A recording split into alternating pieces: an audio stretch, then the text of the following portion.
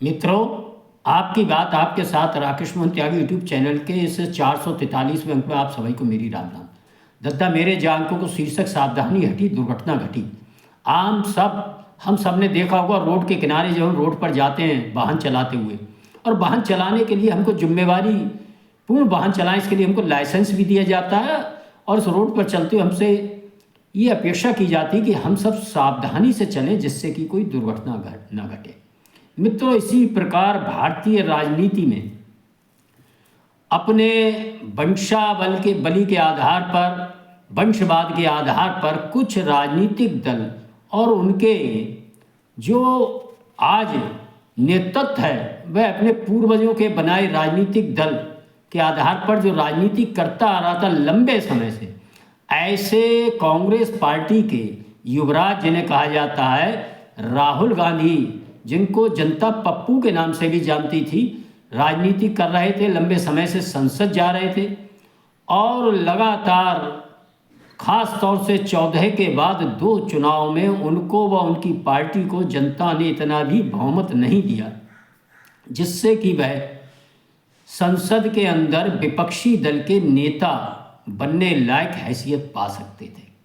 मित्रों, इसके मुख्य कारण यही था कि लगातार राहुल गांधी व इस प्रकार के जो अपनी वंशावली के आधार पर राजनीति करते हैं, उनके दिमाग में ये भरा होता है कि यहाँ की संस्थाएं, यहाँ के नियम, यहाँ के कायदे कानून ये हमारे पूर्वजों द्वारा बनाए हैं और इन सारे सिस्टमों से हम सब बाहर हैं, हमारा इनसे कोई मतलब नहीं, हम इनके अंतर्गत नहीं आते और हम जो कहेंगे वही पूरे देश, पूरा समाज को सही मानना चाहिए। लगातार अनर्गल झूठ और छल प्रपंच वाली बातें और कभी कभी मूर्खता और धूर्तता दोनों से भरी हुई बातें कहते लगातार जाते थे। ऐसे राहुल गांधी आज जिस मुसीबत में फंसे मित्रों, इस मुसीबत के बारे में मैंने आप सबके समक्ष 1 वर्ष पूर्व एक इसी प्रकार के अंक में भेड़िया आया पंचतंत्र की एक कथा के माध्यम से राहुल गांधी द्वारा लगातार बोलते झूठ की कथा को माध्यम बनाकर आपके समक्ष एक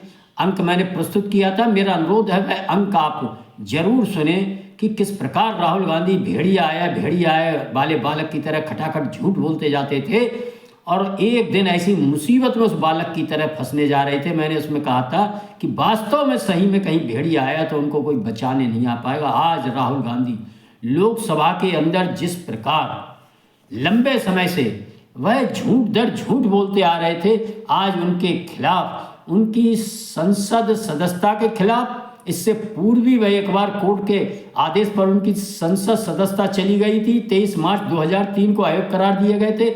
इसके बाद पुनः वही संकट उनके सामने खड़ा। इस बार उनके शायद आजीवन चुनाव न लड़ने देने का भी उनके खिलाफ फैसला आ सकता है। इसमें बहस और जो वोटिंग होगी ये 9 मार्च बजट सत्र के द्वितीय सत्र जो होगा बजट सत्र, उसमें होने जा रही है। इसके लिए संसद सदस्य निशिकांत दुबे ने सब्स्टेंटिव मोशन जो उनके खिलाफ लाया उस पर चर्चा होनी है। एक बहुत गंभीर विषय है। ये मोशन उसी के खिलाफ आता है जिस व्यक्ति के बारे में ये धारणा बन जाए कि वह व्यक्ति देश हित के प्रतिकूल जाकर देश विरोधी शक्तियों का नैरेटिव देश विदेश और संसद के अंदर भी अपने विशेषाधिकारों का हनन करते हुए इस प्रकार की अफवाह फैलाने का काम करता है। आज इस प्रकार के गंभीर आरोपों से राहुल गांधी घिरे हुए हैं। मित्रों, राहुल गांधी की वह स्थिति हो गई है जिस किताब के कुछ पन्नों को लेकर, कुछ वाक्यों को लेकर उन्होंने पूर्व सेना अध्यक्ष एवं नरवणे जी द्वारा लिखित जो अप्रकाशित किताब थी, जिसको किसी प्रकार में भी नोट में नहीं लाना चाहिए था, लेकिन राहुल गांधी ने जिस प्रकार उस किताब को लहरा कर, इससे पूर्व संविधान की किताब को भी लहरा कर कुछ सफलता प्राप्त कर सके थे, उन्होंने वही उनको शौक चल रहा है और उस किताब को लेकर जिस प्रकार वह कानूनी शिकंजे में फंस चुके हैं और उस अप्रकाशित किताब को लहराकर जिस प्रकार संसद के अंदर उन्होंने 8 दिन हंगामा किया, उसके जवाब में सत्तारूढ़ दल के सदस्यों द्वारा प्रकाशित उनके पूर्वजों के कुकर्मों व उनकी दबी ढुकी गुप्त बातें व देश विरोधी कृत्यों के खिलाफ उन किताबों का जो प्रदर्शन लोकसभा में हुआ, जो चर्चा आई, उससे निश्चित ही देश की जनता हैरत में है उनके पूर्वजों के इन काले कारनामों को सुनकर। और ख़ास तौर से देश की जो युवा पीढ़ी है वह उनके कृत्यों के बारे में नहीं जानती थी। उनके इन प्रकरणों के माध्यम से वह उनके पूर्वजों द्वारा किए गए कुकृत्य भी जनता के सामने उजागर हो गए। ये मित्रों वैसी प्रकार की बात है। मुहावरा था हमारे यहाँ कहा जाता है कि भैया जूतों खाए और प्याजों खाओ। आज राहुल गांधी उसी स्थिति में। मित्रों ये वही राहुल गांधी हैं जो कह रहे थे पेगासस वायरस मेरे फ़ोन में डाल दिया है। जब फ़ोन के से उनकी जांच के लिए कहा तो वो देने को राजी नहीं हुए। राफेल डील पर जिस प्रकार का उन्होंने शोर मचाया था, चौकीदार चोर है, और उनके झूठ पर सुप्रीम कोर्ट ने जिस प्रकार लताड़ा था वह हम सब ने जाना है। वीर सावरकर जैसे स्वतंत्रता संग्राम सेनानी के खिलाफ वह लगातार बोलते थे, उसके बारे में कोर्ट से उनको चेतावनी मिली। इसी प्रकार विभिन्न मुद्दों पर और अपने इसी राष्ट्र विरोधी तत्वों को समर्थन देने का नैतिक आधार लगातार देश से लेकर विदेश तक वह काम कर रहे थे। इसमें वह इतना आगे बढ़ चुके थे कि चीन व पाकिस्तान से हमारे लड़ते हुए सुरक्षा बलों के खिलाफ भी वह बहुत निचले स्तर पर जाकर कभी कि हमारे सैनिक पिट रहे हैं, कभी ये हो रहा है ज़मीन हमारी छीन ली गई, कभी ये हो रहा है।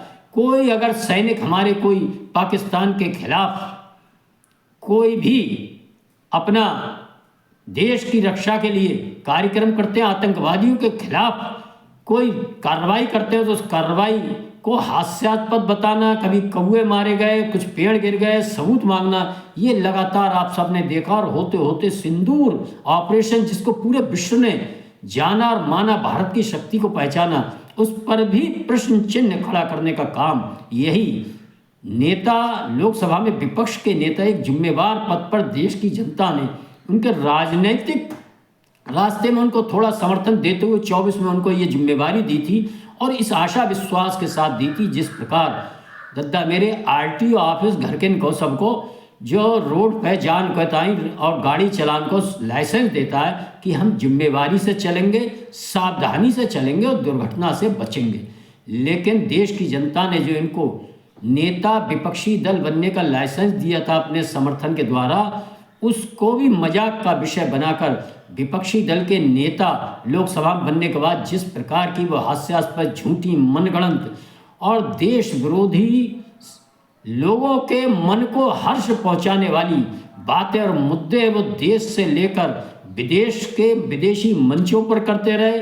वह चाहे जॉर्ज सोरेस द्वारा उपलब्ध कराए मंच हो, हिंडनबर्ग हो, किस प्रकार वो LIC को एक बेकार और फेल संस्था बना रहे थे, किस प्रकार वो SBI बैंक को, और आज हम सब देख रहे हैं कि अपने उच्च शिखर पर SBI बैंक सफलता के साथ चल रही है और LIC भी बहुत बड़ा फायदे और मुनाफे की ओर जा रही है। मित्रों, जिस किसी भी चीज़ के झूठ उन्होंने बोला और लगातार झूठ वह कहीं कोई सबूत पेश नहीं कर पाए, कहीं कोई सिद्ध नहीं कर पाए, और धीरे धीरे 24 के बाद जो देश की जनता ने इन पर थोड़ा विश्वास जमाया था, आज वह विश्वास पूरी तरह टूट चुका है।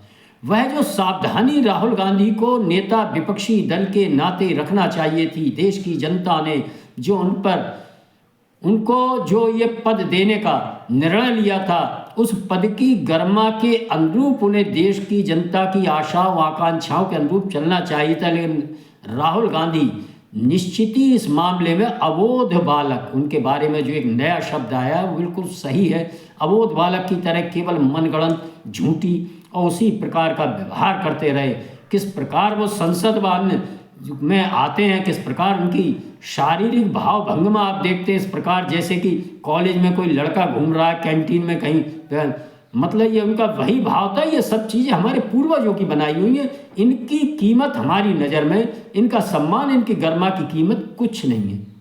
मित्रों, ये हम सबको समझ में आना चाहिए। जितने भी वंशवादी आधार पर ये जो राजनीतिक दल चल रहे हैं और इनको जो चलाने वाले उसी परिवार के वंशज हैं, उनके दिलो दिमाग में यही भाव भरा रहता है कि आखिर ये सब नियम, कायदे, कानून हमारे पूर्वजों ने जनता के लिए बनाए हैं, हमारे लिए इनसे कोई मतलब नहीं, हम इनका जैसा उपयोग करेंगे, दुरुपयोग करेंगे। मित्रों, यही सावधानी जो रखना चाहिए थी राहुल गांधी को। संसद के अंदर अपना व्यवहार, किन किताबों को आप कोट कर रहे हैं, किन बातों को आप कोट कर रहे हैं, एक लगातार लंबा उनका समय हो गया।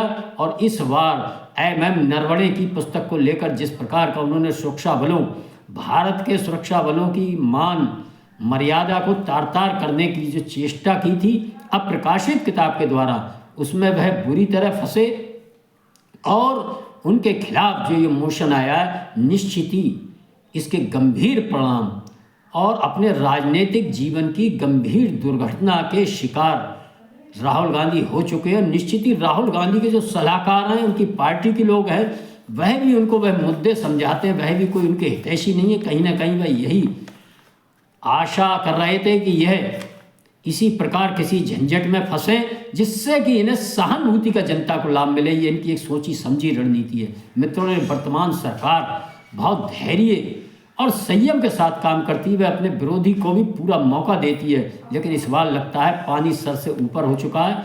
और आगामी 9 मार्च को बजट सत्र के द्वितीय हिस्से में इस पर जो बहस होगी, उस बहस के कारण कई ऐसे छुपे हुए तथ्य कांग्रेस पार्टी, राहुल गांधी व उनके परिवार के जो उभर कर आएंगे, वह बहस सुनने लायक होगी। उस बहस के बाद जो वोटिंग होगी, उस वोटिंग के आधार पर क्या निर्णय होता है राजनीति में, यह घोषित करना, पहले से कोई भविष्यवाणी करना उचित नहीं है। लेकिन निश्चित ही जो भी निर्णय होगा राहुल गांधी के लिए बहुत गंभीर होगा।